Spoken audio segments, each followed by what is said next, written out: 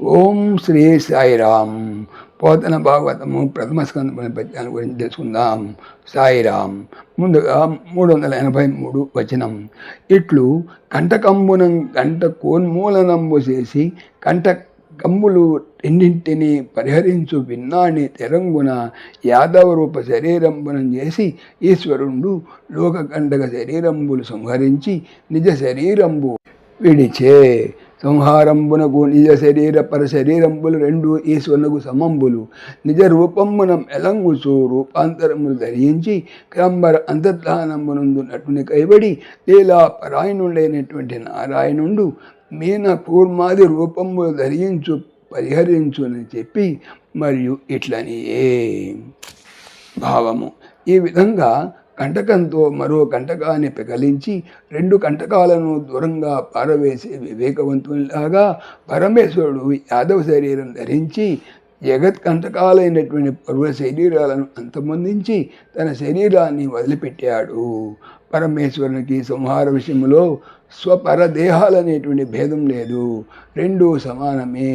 స్వస్వరూపంతో ప్రవర్తిస్తూ అన్ని రూపాలు పెక్కులు ధరించి మళ్ళీ స్వస్వరూపాన్ని పొంచే నటులాగా విచిత్ర లీలా విలాసుడైనటువంటి వైకుంఠవాసుడు మత్స్య కూర్మాది అవతారాలు ధరిస్తూ పరిహరిస్తూ ఉంటాడు. 384 పద్యం.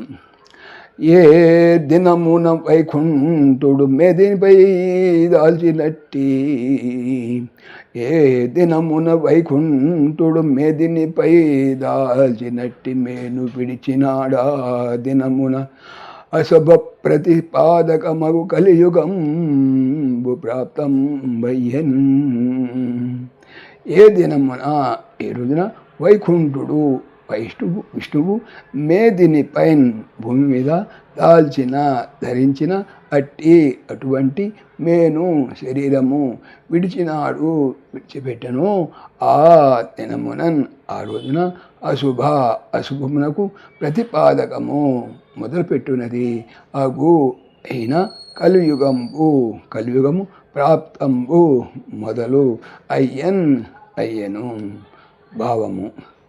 శ్రీమన్నారాయణుడు లీలామానుష రూపాన్ని దాల్చి ఏనాడు అవతార సమాప్తి గావించాడో ఆనాడే అమంగళదాయకమైనటువంటి కలియుగం ఆరంభమైంది. సాయిరామ్. పవిత్రమైనటువంటి భాగవతం చెప్పేది ఏమిటి? బాగా అవుతాము అనే. ఓం దాశరథాయ విద్మహే సీతావల్లభాయ ధీమహి తన్న రామ ప్రచోదయాత్. సర్వం శ్రీ రామార్పణమస్తు. జై శ్రీరామ్, జై శ్రీరామ్. ఆత్మీయులకు మనవి, ఈ ఛానల్తో పాటుగా అనంత మహిమల శ్రీ సత్యసాయి అనే ఛానల్ మరియు లెర్న్ భగవద్గీత లైవ్ గీత అనే భగవద్గీత ఛానల్ను స్వామి నా చేత చేయించున్నారని మనవి చేస్తున్నాను. వీటికి సంబంధించిన లింక్స్ డిస్క్రిప్షన్లో చూడవచ్చు. సాయిరామ్.